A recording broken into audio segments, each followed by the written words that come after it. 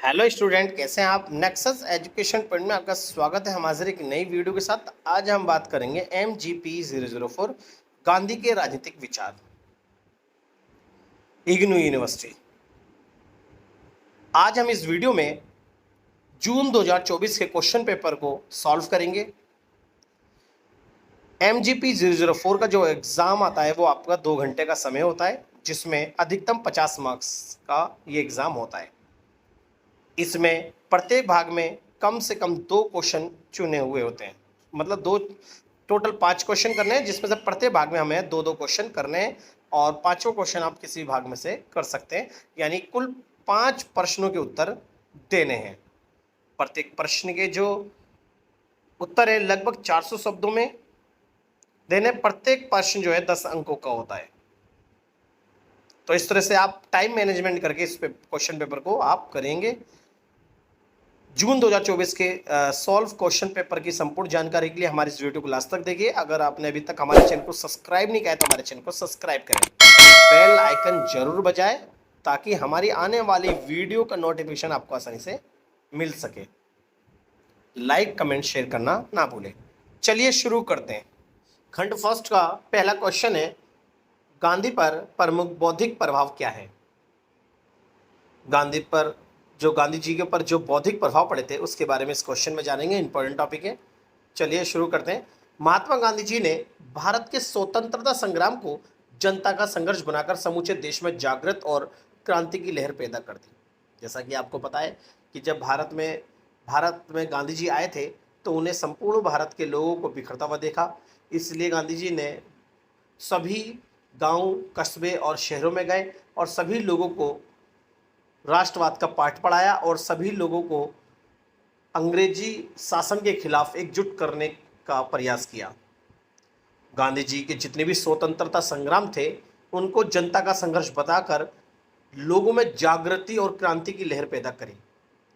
गांधी जी 20वीं शताब्दी के प्रमुख कर्मयोगी थे और इन्होंने भारत में ब्रिटिश शासन के खिलाफ लोगों को एकजुट किया और अपनी अहम भूमिका निभाई। जिनका मुख्य ध्यान स्वराज्य प्राप्ति था, वे एक ऐसे आदर्श समाज की कल्पना करते थे जो क्षण रहित हो, ऐसा समाज हो जिसके अंतर्गत कोई कमी और बुराई ना हो, और समाज जो होना चाहिए राम राज्य पर आधारित होना चाहिए। और इन्होंने ऐसे समाज में अहिंसा का समर्थन करा और लोगों को सत्य के मार्ग पर चलने के लिए प्रेरित किया। उनके जीवन पर सुकरात की छाप भी देखने को मिलती है। गांधी जी पर रस्किन की पुस्तक आप टू दी लास्ट का भी काफ़ी प्रभाव देखने को मिला, जिसने उनके जीवन को पूर्णतः बदल कर रख दिया। इस पुस्तक का सार उन्होंने 3 सिद्धांतों में दिया जो निम्नलिखित हैं। तो इस तरह से पहला है कि एक व्यक्ति का हित सभी व्यक्तियों के हित में निहित। गांधी जी को ये बात काफ़ी भाई। दूसरा था, दूसरा सिद्धांत था वो था एक श्रमिक का जीवन सम्मान जीवन जीने योग्य होता है। तीसरा है एक वकील का कार्य भी उतना ही महत्वपूर्ण है जितना एक नायक का। ये 3 सिद्धांतों को उन्होंने अपनी पुस्तक में लिखा और इन 3 सिद्धांतों ने गांधी जी के जीवन को थोड़ा सा परिवर्तित कर दिया और गांधी जी को 3 सिद्धांत काफ़ी पसंद आए। अब बात करेंगे गांधी जी पर बौद्धिस्ट प्रभाव की विशेषता। पहला, गांधी जी के जीवन पर पाश्चात्य विचारों का प्रभाव। गांधी जी का मानना यह था कि लोगों को अच्छी और बुरी चीज़ों के लिए हमें पाश्चात्य शिक्षा देनी चाहिए।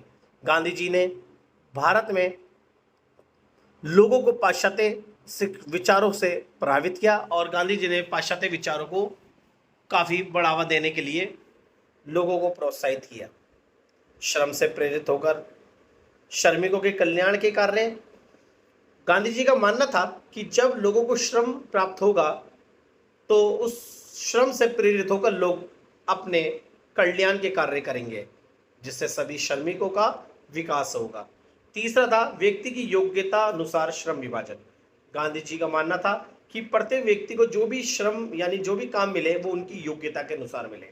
जब लोगों को उनकी योग्यता के अनुसार काम मिलेगा, श्रम विभाजन मिलेगा, तो व्यक्ति उस काम में अपना योगदान भी देगा और उस काम में अपना इंटरेस्ट भी दिखाएगा। और अपना विकास करेगा। चौथा था, एक व्यक्ति का हित सभी व्यक्तियों के हितों में निहित है, इसलिए सभी व्यक्तियों के एकजुट एक साथ मिलकर काम करना चाहिए। गांधी जी का मानना है लघु कुटीर उद्योगों में जो श्रमिकों का समूह होता है वो एक दूसरे पर आश्रित होते हैं, क्योंकि एक वस्तु को बनाने में अनेकों श्रमिकों का योगदान होता है, इसलिए सभी श्रमिक एक दूसरे पर आश्रित होते हैं। इसलिए एक व्यक्ति का जो हित या एक व्यक्ति का जो उद्धार होता है वो सभी व्यक्तियों का उद्धार और हित माना जाता है। तो गांधी जी पर ये बौद्धिस्ट प्रभाव पड़े थे, उसकी विशेषता थी। तो गांधी जी काफ़ी लोगों को श्रम के लिए प्रेरित करते थे और श्रम उनकी योग्यता के अनुसार दिलाने का समर्थन भी करते थे। अब बात करते हैं गांधी जी की राज्य और स्वराज्य की धारणाओं की व्याख्या कीजिए। गांधी जी राज्य और स्वराज्य पर क्या विचार दिए। सत्याग्रह गांधी जी के स्वराज्य से संबंधित है, क्योंकि गांधी जी ने सत्याग्रह के मार्ग पर चलने के लिए लोगों को प्रेरित किया और सत्य के मार्ग से ही हमें स्वराज्य प्राप्त होता है। स्वराज्य का शाब्दिक अर्थ होता है स्वयं का राज्य, ऐसा राज्य जिससे भारी शक्ति का कोई रोल नहीं होता और उस जो हमारा देश है उस पर हमारा ही राज हो, वहाँ की जो सरकार संविधान जो वो हमारे हित के लिए काम करता हुआ हो। तो सत्याग्रह गांधी जी के स्वराज्य से संबंधित है। इनका मानना था कि सत्य द्वारा ही स्वराज्य की प्राप्ति होगी और भारतीय समाज के 3 क्षेत्रों में एक होनी चाहिए। गांव शहरों अंतर दूर करना, भेदभाव की समाप्ति तथा हिंदू और मुस्लिम का अंतर खत्म करना। इन्होंने बोला जो क्रांति होनी चाहिए, ये जो बदलाव है वो तीनों स्तर पर होना चाहिए, ग्रामीण, शहरी और केंद्रीय। स्वराज्य का अर्थ है सामाजिक, स्वैच्छिक, नैतिक, राजनीतिक, आर्थिक सभी क्षेत्रों में जागरण। जागरण मतलब होता है बदलाव। तो सामाजिक, स्वैच्छिक, नैतिक, राजनीतिक और आर्थिक क्षेत्रों में बदलाव, और ऐसा बदलाव होना चाहिए जो लोगों के स्वयं का हो। गांधी जी के अनुसार स्वराज्य से तात्पर्य लोगों की सहमति से बनी सरकार, भारत सरकार से है, और ऐसा स्वराज्य जहां पर सरकार जो होनी चाहिए वो भारतीय लोगों की सहमति से बनी होनी चाहिए, जैसे कि भारत सरकार। स्वराज्य जन सामान्य को शिक्षा के माध्यम से आत्मनिर्भर व योग्य बनाना चाहता है। उनका मानना था कि राज्य तथा उनके सभी नागरिकों के बीच अच्छे संबंध होने चाहिए। गांधी जी राज्य से अधिक व्यक्ति के अंतरात्मा को सर्वोत्तम मानते थे।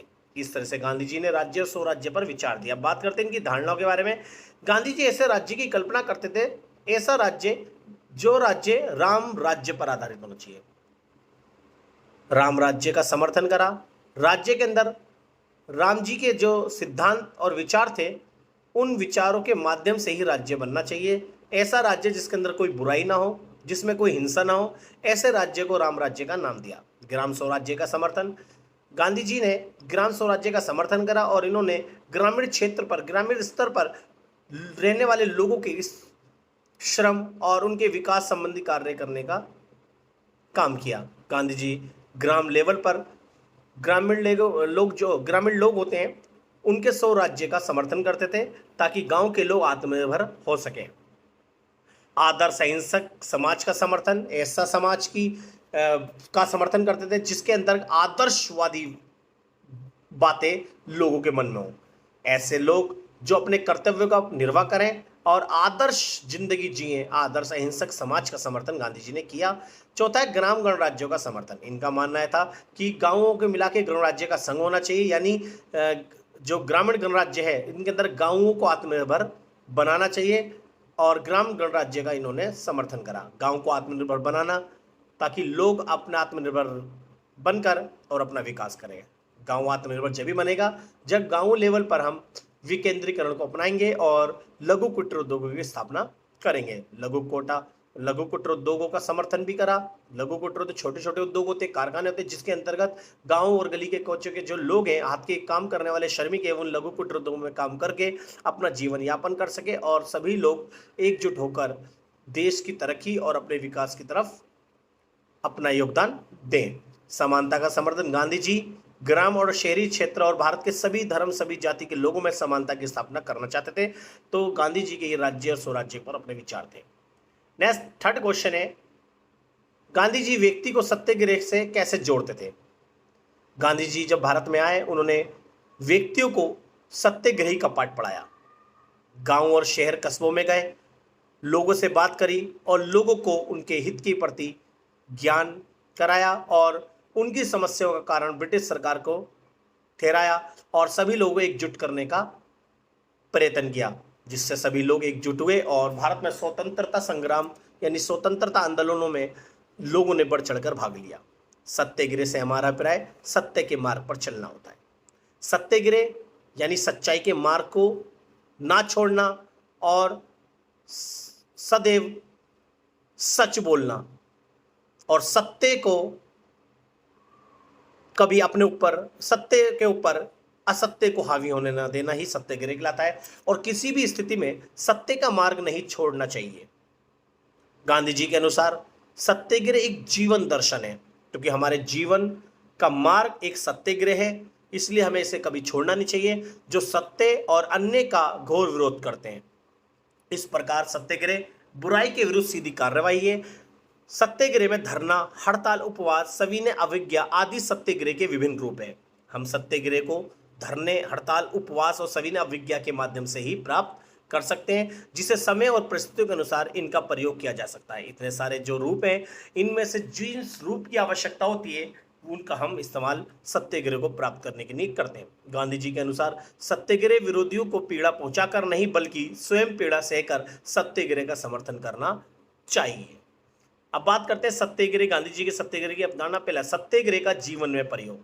गांधी जी ने अपने सत्याग्रह की अवधारणा में मनुष्य को अपने जीवन में सत्याग्रह का प्रयोग करने का समर्थन करा। दूसरा है सत्याग्रह की अनुशासन।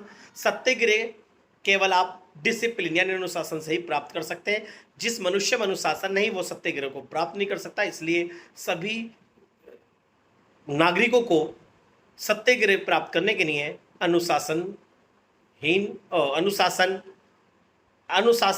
होना चाहिए। तीसरा, हिंसा में विश्वास। गांधी जी सत्याग्रह को प्राप्त करने के लिए अहिंसा का समर्थन करते थे और कहते थे कि किसी प्रकार की हिंसा नहीं करनी चाहिए, क्योंकि हिंसा जो होती है वो हमारे सत्याग्रह को नष्ट करती है। इससे अहिंसा में विश्वास रखते थे। अहिंसा के माध्यम से हम सत्याग्रह को प्राप्त कर सकते हैं।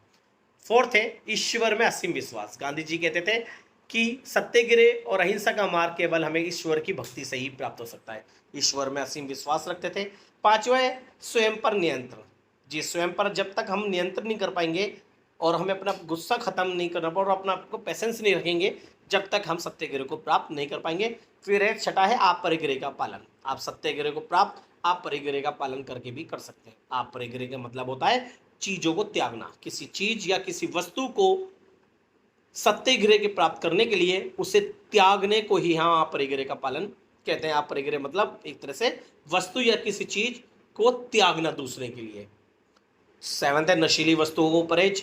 और गांधी जी किसी प्रकार के नशीले पदार्थों का समर्थन नहीं करते थे और वो कहते थे सत्याग्रह को प्राप्त करने के लिए आपको नशीले पदार्थों का परहेज करना चाहिए। और फिर आठवां शारीरिक और मानसिक संतुलन। वही मनुष्य जो शारीरिक और मानसिक संतुलित होता है वो ही सत्याग्रह को प्राप्त कर सकता है। इसलिए मनुष्य को शारीरिक रूप से व्यायाम और मानसिक रूप से व्यायाम करना चाहिए, जिससे हम सत्याग्रह को प्राप्त कर सकें। फोर्थ क्वेश्चन है हमारा, गांधी जी ने आर्थिक समानता को अहिंसा और स्वतंत्रता के आधार के रूप में क्यों देखा? इनका मानना था आर्थिक समानता ही अहिंसा और स्वतंत्रता को प्राप्त कर सकते हैं। गांधी जी आर्थिक समानता को अहिंसा और स्वतंत्रता का आधार मानते हैं। आर्थिक समानता के लिए कार्य करने का अर्थ पूंजी तथा श्रम के मध्य भेद को समाप्त करना है। जब तक अमीर गरीब के बीच की खाई रहेगी, एक अहिंसक सरकार की स्थापना नहीं की जा सकती। गांधी जी के अनुसार हिंसा की जड़ असमानता है। जब तक साधन संपन्न और साधन विहीन की खाई बनी रहेगी, यानी अमीर और गरीबों की खाई बनी रहेगी, और जब तक समाज के सभी वर्गों में समानता, आर्थिक समानता नहीं आएगी, जब तक हम अहिंसा और स्वतंत्रता को प्राप्त नहीं कर सके, तब तक हिंसक क्रांति की संभावना भी बनी रहेगी। गांधी जी के आदर्श समाज में सभी प्रकार के लोगों के लिए एक जैसे कार्यों के लिए आय की समानता होगी। अतः गांधी जी के आर्थिक समानता को अहिंसा और स्वतंत्रता के रूप में देखने के आधार निम्नलिखित हैं। तो इस तरह से गांधी जी ने यह कहा कि समाज के जो अमीर गरीब है उनकी खाई को खत्म करना पड़ेगा, एक अहिंसक सरकार की स्थापना करनी पड़ेगी, और यह अहिंसक सरकार संविधान के अनुसार लोगों को आवश्यकता अनुसार अधिकार स्वतंत्रता देगी, अमीरों से टैक्स लेगी और गरीबों को अमीरों के बराबर पहुंचाने के लिए सुविधाएं प्रदान करेगी, जिस तरह से आर्थिक समानता की स्थापना होकर अहिंसा और स्वतंत्रता प्राप्त की जा सकती है। बात करते हैं पहला, गांधी जी आत्मनिर्भर ग्राम व्यवस्था में विश्वास रखते थे। गांधी जी कहते थे शहरों के साथ साथ जो ग्राम अर्थव्यवस्था है वो भी आत्मनिर्भर होनी चाहिए, जहां उत्पादन विकेंद्रित होता है था। उन्होंने गांव को आत्मनिर्भर बनाने के लिए कताई यानी खादी जैसे लघु कुटीरों को बढ़ावा दिया, जिससे आर्थिक समानता को बढ़ावा मिले और अहिंसा स्वतंत्रता को प्राप्त कर सके। सेकंड है आर्थिक समानता शांतिपूर्ण से अस्तित्व सुनिश्चित करती है, क्योंकि आर्थिक समानता की स्थापना करने के साथ देश में ग्रामीण क्षेत्रों में या शहरों में या किसी भी देश के अंदर जियो और जीने दो यानी शांतिपूर्ण से अस्तित्व सुनिश्चित की जाती है। शांतिपूर्ण से अस्तित्व का अर्थ होता है जियो और जीने दो। यहाँ पर जब लोग जियो और जीने दो के सिद्धांत को अपना लेते हैं, इससे हिंसा या अहिंसा को बढ़ावा मिलता है और लोग सत्यगिरी के मार्ग पर चलते हैं, जहाँ कोई भी समूह दूसरे पर हावी नहीं होता। गांधी जी का दर्शन वर्ग संघर्ष के बजाय पूंजी और श्रम के बीच सामंजस्य पर जोर देता है। गांधी जी कहते हैं पूंजी और श्रम में जब सामंजस्य स्थापित हो जाएगा, इससे आर्थिक समानता को बढ़ावा मिल जाएगा। अब बात करते हैं थर्ड, अत्यधिक धन असमानता, असंतोष और वर्ग संघर्ष पैदा करती है। इनका मानना है जब आर्थिक असमानता होगी, इससे समाज में वर्ग संघर्ष और असंतोष पैदा होगा। शोषित मजदूर और किसान अक्सर हिंसक विद्रोह का सहारा लेंगे। इस कारण आर्थिक समानता समाज में जरूरी है, क्योंकि आर्थिक समानता की स्थापना से ये सभी जो वर्ग संघर्ष है इसका अंत हो जाएगा और लोगों में जो धन असमानता असंतोष है उसका भी अंत हो जाएगा। मजदूरों में हिंसक विद्रोह की संभावना नहीं होगी, इसलिए आर्थिक समानता जरूरी है। फोर्थ है गांधी जी के अनुसार जाति या वर्ग की परवाह किए बिना सभी के लिए समान अवसर को बढ़ावा देना पूंजीवादी शोषण के बजाय व्यवसायों में सहकारी स्वामित्व को प्रोत्साहित करे, ताकि समाज में आर्थिक समानता को बढ़ावा दिया जा सके। तो गांधी जी ने ये आर्थिक समानता इसलिए स्थापित करनी चाहिए ताकि समाज में अहिंसा और स्वतंत्रता को बढ़ावा दिया जा सके। अब फिफ्थ क्वेश्चन है, फिफ्थ क्वेश्चन के दो टिप्पणियां हैं बच्चों, जिसमें से गांधी जी की यंत्र समूह की आलोचना और दूसरा है आपके अराजकता के ऊपर। तो पांच जो फिफ्थ है अगर क्वेश्चन करेंगे तो आप दोनों को शॉर्ट टिप्पणी को आपको करना पड़ेगा। चलिए शुरू करते हैं गांधी जी की यंत्र समूह की आलोचना। इसके अलावा ये यंत्र समूह का मतलब है मशीनरी। गांधी जी ने मशीनरी या बड़े बड़े उद्योगों में जो तकनीकी मशीनों का प्रयोग किया गया ना, उसकी उन्होंने आलोचना करी है। गांधी जी यंत्र समूह का विरोध करते थे, परंतु ऐसा नहीं है कि वे मशीनरी को पूर्णतः खत्म करना चाहते थे। गांधी जी कहते थे कि जो मशीनरी तो होनी चाहिए, मगर ऐसी मशीनरी ना हो जो लोगों का शोषण करे, बल्कि वे मशीन के पक्ष में थे जो व्यक्ति के लिए सहायक हो, किंतु उनके व्यक्तित्व का अंत ना करे। ऐसी मशीनरी जो व्यक्ति के रोजगार को न छीने और ऐसी मशीन जो व्यक्तित्व को खत्म ना करे, ऐसे मशीन का उन्होंने समर्थन करा। लेकिन ऐसी मशीनरी जो लोगों के रोजगार छीनती है, जो 1000 लोगों की काम स्वयं अकेली करती है, ऐसे मशीनरी का इन्होंने विरोध करा, क्योंकि मशीनरी से लोगों में बेरोजगारी को बढ़ावा मिलता है। गांधी जी के अनुसार मजदूरी बचाने के लिए मशीन को अपनाना गलत है, इससे हजारों मजदूर भूखे मरेंगे। उनका मानना था कि धन का जमाव कुछ हाथों के बजाय सभी को समान रूप से वितरित किया जाना चाहिए। वे मानते थे कि मशीनरी कुछ लोगों को अमीर तथा बहुत से लोगों को काम रहित कर देगा, यानी मशीनरी कुछ लोगों को अमीर कर देगी और कुछ लोगों के रोजगार छीन लेगी। उनका सर्वाधिक ध्यान व्यक्ति पर था। मशीनरी के कारण समाज में आर्थिक असमानता और वर्गों में असमानता पैदा होता है। वे उन मशीनों का समर्थन करते थे जो मनुष्य के मौलिक जरूरतों की पूर्ति करें। अतः गांधी जी यंत्र समूह की आलोचना निम्न प्रकार से करते थे। पहला है गांधी जी यंत्रों के प्रति आलोचना का मूल ये था कि वे मानते थे कि मशीनें मानव श्रम को शोषण पैदा करती है, इसलिए मानव श्रम का शोषण होगा, तो इन्होंने मशीनरी का विरोध करा। तो दूसरा है गांधी जी के अनुसार मशीनें अनिवार्य रूप से केंद्रीकरण की ओर ले जाती है, जिससे सत्ता और धन कुछ हाथों में केंद्रित हो जाती है, इसलिए इन्होंने इसकी आलोचना करी। नेक्स्ट है गांधी जी ने यह भी कहा कि वे मशीन के खिलाफ नहीं है, बल्कि वे मशीन की गुलामी के खिलाफ है। जिस मशीन की गुलामी से लोगों की नौकरी छूटती हो, लोगों का या मजदूरों का शोषण होता हो, ऐसी मशीनरी का इन्होंने घोर विरोध करा और केवल ऐसी मशीन का इन्होंने समर्थन करा जो लोगों के रोजगार को ना छीने बल्कि लोगों की जरूरतों को पूरा करे। क्योंकि गांधी जी चरखा चलाते थे, तो चरखा भी एक मशीन के रूप में इन्होंने पूछा, क्योंकि चरखे ने लोगों के रोजगार को बढ़ावा दिया, लघु कुटीर उद्योगों में छोटी छोटी मशीनों का भी समर्थन किया।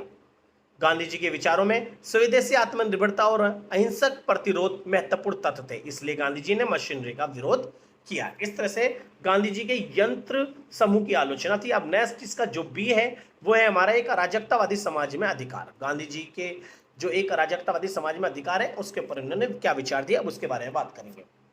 गांधी जी का मानना था कि समाज में न्याय की स्थापना के लिए शक्ति का व्यापक विकेंद्रीकरण सुनिश्चित होगा।